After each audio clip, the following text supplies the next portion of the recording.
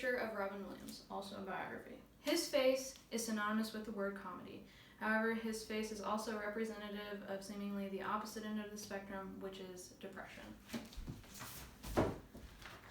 According to the World Health Organization's website, roughly 264 million people worldwide suffer from depression.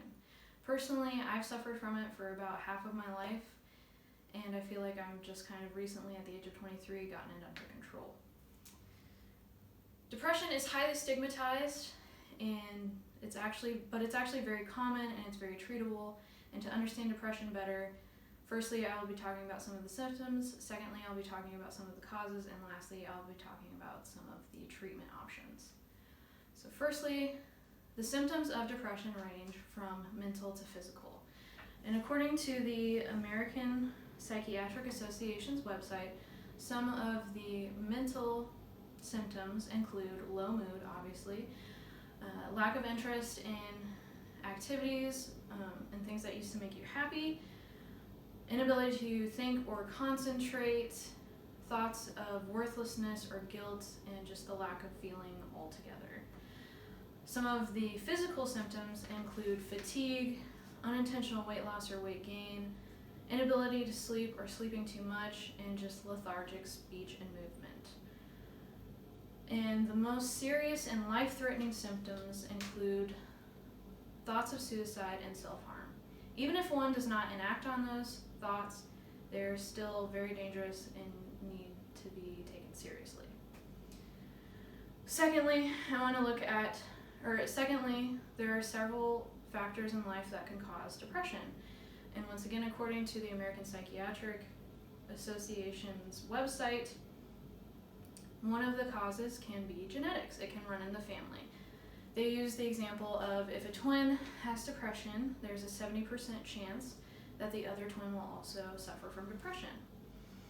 Another cause can be on the biochemical level, meaning there can be a chemical imbalance in the brain. Harvard Medical School actually published an article talking about how it's a little bit more complicated than that, and it can be due to a lack of nerve cell growth, nerve cell connection, and nerve circuitry in the brain that actually has a major effect on depression. And then the last cause, which I think is one of the most important, is circumstantial factors can cause depression. This means that, if someone is exposed to neglect, abuse, poverty, even huge amounts of stress, violence, that person is susceptible to developing depression, meaning anyone in the world can have depression. And I think that this has been proven aggressively this year, 2020. The CDC, or the Center of, oh my god, I can't think. The Centers for Disease Control and Prevention actually published an article talking about how adults and young adults have been reporting severe mental health decline because of the pandemic and quarantine. Lastly, I want to cover some of the treatment options available to help with depression.